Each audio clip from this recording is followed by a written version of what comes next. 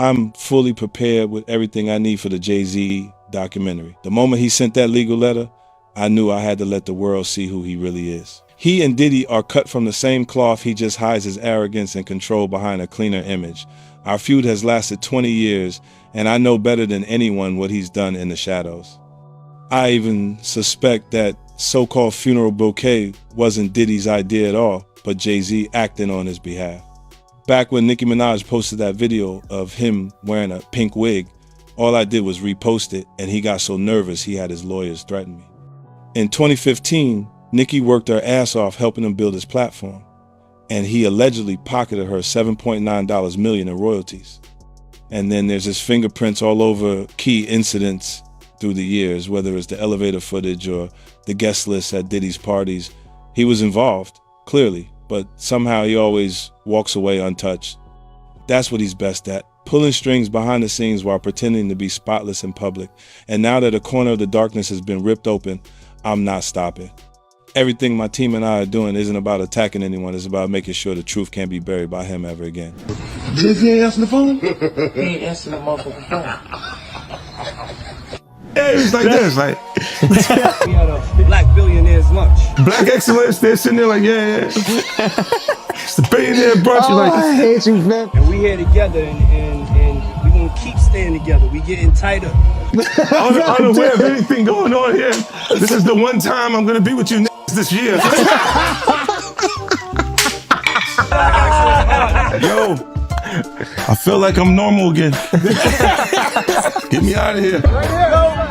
After turning 50, Jay Z is reportedly running for his life and has revealed the contents of his private correspondence with Diddy. This is bad news for Jay Z since it's finally coming to light that he has been accused of doing some really horrible things with Diddy for a long time. Sean Carter aided and abetted or was directly involved. It's about to get real tense, and there's a lot of girls and boys who are still trapped inside the machine. 50 claimed in interviews that he was never a part of Diddy's inner circle. He clarified that he used to feel uneasy in certain settings and invitations, and that distance is what makes him feel comfortable speaking today. 50 claimed that he found out about the accusations from the news just like everyone else. He wasn't startled by any of it, though. War Wright explained that Jay Z is worse than Diddy. She explained how Jay Z has done worse things than what Diddy did to Cassie to other females. And she said that she has the scars to prove it. She alleged that at one time Jay Z attacked her and got it on film like Diddy did. And she alleged that this is why Jay Z is totally pulling away from Diddy and you don't see him around. And it's been alleged for quite a while that Jay Z is pulling away from Diddy because he doesn't want himself caught in the crossfire. I mean, you even have 50 Cent at this point talking about how Jay Z is in hiding while this whole Diddy thing blows over. And you even have these accusations of Jay Z being responsible for what happened to Cassie White. So I'm going to go ahead and roll you guys this clip of everything that Jag had to say about Jay Z being worse than Diddy. And you guys let me know what you guys think about all this in the comments. Sean Carter is just as bad as the diddler. And I know that for a fact. I got the scars to prove it. You want to know what a box cutter feels like going into your skin and ripping you? People started to wonder why Jay Z remained silent while everything around Diddy was coming to light as the inquiry progressed. That quiet made people take notice. Some believed that Jay Z's crew sought to remain ahead of the game because they already knew his name had surfaced in litigation proceedings. Others were concerned that his reputation was already being harmed, even in the absence of charges. Social media wasn't beneficial. More than ever, there were rumors that he was stifling those who were accusing him. That's actually exactly what Jay Z's accuser is saying, that even though she dropped the lawsuit, she still stands by what she says, and she only dropped it because of harassment and the fact that she's terrified of Jay Z. She says that Jay Z is allegedly bullying her into saying that her accusations were false. In fact, in new legal documents, she is claiming that she was recently approached outside of her home and cornered by two people who told her they were investigators working for one of Jay Z's lawyers. She claims they tried to get her to sign an affidavit stating that her R claims against Jay Z were false, but she refused. Jane Doe also claims the alleged investigators asked her if her attorney, Tony Busby, sought her out as a client and offered her money to pursue false claims against Jay Z, two allegations she says she denied. He says this alleged confrontation left her intimidated and terrified, wondering how they found her when her identity had remained anonymous in media reports and legal proceedings. He also claims that her parents were approached by two investigators asking similar questions about Busby and her R story. In the new documents, she reveals she decided to drop the claim because she was frightened by the reaction from Jay Z and his supporters. He says she feared she would be publicly outed and subjected to public attacks. According to industry sources, Diddy and anyone intimately associated with him may have their entire lives turned upside down by a single criminal inquiry. That's why a lot of people think the documentary about 50 is so important. It's not about a single individual. It's about who knew what, how power operated behind the scenes, and who could be dragged in next. How Diddy managed to maintain his protection for so long was another point raised by commenters. According to some, he gained influence by associating with influential individuals and regulating information as rumors proliferated. Diddy may be working with authorities to improve his circumstances, according to reports. He apparently snitches on Jay Z of all people in one of those deals. Well, Diddy's talk. One thing is evident now that the documentary has been formally released. This goes beyond the past. It's about the following step. The people who remained silent, particularly Jay Z, receive greater attention with each new information. Jay Z and Diddy have a long history together, so this newfound attention is really significant for them. When asked about Jay Z and Diddy's relationship, Gene Deal in particular didn't mince words. This followed a statement from Jay Z's attorney claiming that the two were never truly close. In Gene's opinion, that assertion was completely unfounded. How close was Diddy and Jay Z? They was close enough that they wasn't playing basketball. They wasn't playing baseball. They wasn't playing football. And they wasn't playing hockey or soccer for Diddy to come on stage, pat him on his ass, and then make the statement to people in the world that can't nobody call me Sean but Jay Z. Now, I don't know what kind of statement, and I can't say, I wish I could say half a homo, but I know I can't say it. But I don't know what kind of half a homo that is. And you trying to say that you're not close to somebody. You coming on stage, patting them on their ass, and then you making a broad statement to the public, can't nobody call me Sean but Sean Carter. And I heard Jay Z said the same thing about them. But they were so close that they had matching white girls together. Because when they used to see each other, they used to say, yo, how your skinny white girl doing? He'd be like, yo, how your skinny white girl doing? So, I guess that's a certain type of closeness. I ain't know anything about that, man. I ain't know about, Jay touching his, ass. I gotta go see the video. I ain't hear about that. I knew Jay Z's longtime best friend, Dame Dash, recently discussed the grave charges against him as well. Furthermore, he was particularly interested in how individuals were responding to the allegations rather than just the claims themselves. Dame claimed to have never witnessed Jay Z subjected to such public scrutiny. Jay Z appeared invincible for decades, particularly in the eyes of the general public. That safeguard didn't appear to exist this time. It's just odd to see him in that, getting looked at in that way by white people. Like Jay does, yeah, you know what I'm saying? The thing that shocked Dame the most was that, aside from a few rare instances in the past, and this is the first time he can recall Jay Z being forced into a defensive stance, Jay Z has hardly ever needed to defend himself. For the first time, Dame claims that the pressure is genuine and ongoing. The intriguing query at hand is why 50 Cent appears to be so intent on bringing Jay Z to light. It is not entirely explained by Diddy's past alone.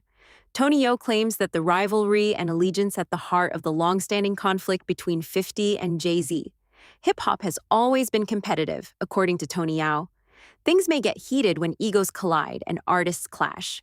On the other hand, there are times when people mature and move on. He cited a recent performance by 50 featuring Dr. Dre, in which Cameron appeared and joined him on stage. They had problems years ago, but this instance demonstrated maturity. Yayo recognized the reasons behind Cameron's recent statement that Jay Z values profit over culture. He drew attention to the fact that Jay Z attended important corporate-style events, but did not support hip-hop events that were significant to musicians like 50. And there was this one part where 50 was talking, and he was saying, yeah, when Yayo was locked up, every G-Unit show, we actually put aside the money. Bro, I told for him, and he had like a, he's like, Yayo had like $1 million. Right. I just told you when I came out of my building, I see the Statue of Liberty. Yeah. There was no way I was getting shot there. And this is what I kind of tell you is like, we was talking about stacks with the Porsche. 50's not gonna let you say, get the Porsche. He gonna say, let's get him out the hood first. You know, if the money's there, but the money has to be there for you to live like that. The money's there. 50 didn't have to do that. Rest in peace to Hervé from Interscope, because he always said to me, man, 50 do more for you than any artist, than anybody does for their artists, more than Jay Z. Young Guns was right there. Yayo claimed that approachability is the primary distinction between 50 and Jay Z. While 50 may be equally powerful, he still shows up for people, whereas Jay Z remains remote despite operating at a very high level. He maintains his connection. According to Yayo, artists should always remember those who initially supported them, then followed the incident that stayed with him the most. According to Yayo, 50 Cent was not invited to play at the Super Bowl halftime performance by Jay Z. Based on his understanding, Eminem had to intervene and explicitly state that he would not perform unless 50 was featured. That felt personal to Yao. Well, speaking of Cameron, yeah, he made a statement recently. He said that Jay Z loves money more than hip hop. And he pointed out that Jay Z performed at Tom Brady's Hall of Fame ceremony, but he didn't perform in any hip hop 50 events. I mean, Jay Z's on a whole nother level. Like, I mean, you know, he's like, but you know what I like about 50? 50's on a whole nother level, but he's still approachable. You still get to meet the people and you know, Jay got to remember the people that made him. You know, I'm not saying I don't got respect. I respect Jay Z, 50, used to respect, you know, Diddy, but all that crazy shit going on. But, you know, I always respected him because I looked at, for New York, those were like the, you know, the guys. You know what I'm saying? The guys with the most money and the most influence. So with Jay is like, when the last time you haven't seen Jay, so I think people are just gonna say that. You know what I'm saying? But for me, I mean, Jay, you know, you gotta remember, he didn't want 50 at the Super Bowl. That was crazy. I'm like, wait, Jay didn't want 50 at the Super you didn't Bowl? know that? Yeah, he didn't want. I remember Eminem pushed for it. That was some hater shit. Yeah, I remember Eminem was like, I'm not gonna do it unless 50 does it. I heard that. Yeah, but I didn't know that Jay was trying to stop it. I don't think Jay. I don't know. 50 never told me that, but I don't think Jay wanted him there. I don't know. Because of what, some of the. I mean, the back you and know, forth, it's competition. You got to think. 50 always been competition for Jay. Remember, I'm about $1. What the fuck is 50 Cent? That was a long time ago. That was what, 9? What was yeah, that? But 9? But after that, they did a song together. Remember yeah, the whole, of course, but 50 was sneaker 50 thing? was always competition for niggas. Then remember Jay said, "Yo, 50's coming." He told Siegel and them, and Memphis Bleak and all them. Yeah. And come on, 50's like, he's on a whole nother level. You got to remember, he came after niggas. He came after Jay and Rockefeller. G-Unit came, and people might shit on G-Unit, but with Eminem, Dr. Dre, 50 Cent, nobody has outsold us, bro. Yeah. Nobody has had the effect. Yayo was also informed by record executives that 50 did more for his people than many powerful individuals ever did for their musicians. He says to people, It has been alleged that Jay Z and Diddy's relationship began to deteriorate over time. According to several of their neighbors, confidence deteriorated and there were worries about who would defend them in the event of a crisis. Even though it is still an accusation, Jaguar Wright has stated that Jay Z was involved in Diddy's demise behind the scenes. Why does it all come to a head now? Why now? Why? Because he's the acceptable monster. I told you that last year when I put you on the phone with him. You did. Roger Bonds, Diddy's former chief of security, shared his own insight into the inner workings of that relationship. Although Roger saw Jay Z and Diddy interacting, he never believed that they were close. Diddy thought they were closer than they actually were. He said, I believe Puff felt they was close. Oh. But if you was a person on the outside looking in, like me and Uncle Paulie used to always talk about it, me and D-Rock was talking about, yo, why Puff kind of like sucking Jay off so much? You know what I'm saying? Because you be like, we done flew to 5 or 6, 7 different concerts that Jay Z has. But Jay Z is not at one of Puff's shows. You know what I'm saying? You look at the Rock brunch where Puff will break his neck to get to the brunch. But Jay Z don't pop up at any of Puff parties. You know, now I can only speak up until 2012. You know what I'm saying?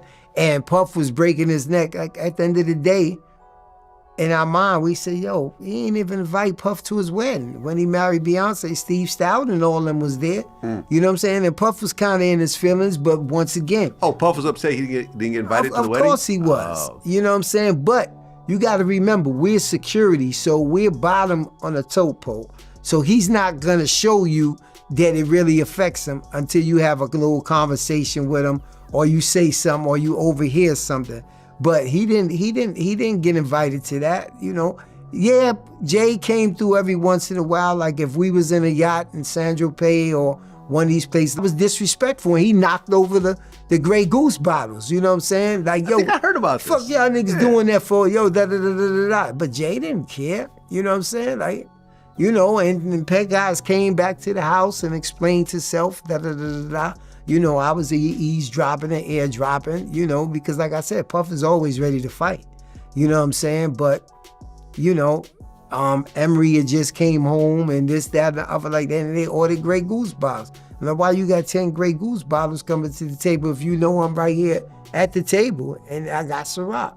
So there's a lot of different things that don't add up. According to him, Diddy and Jay Z were never as close as people thought. They were not loyal, but they did share resources, space, and power. And eventually, it was difficult to ignore those cracks. Could those fissures now open up and engulf them both? Tell us in the comments section below.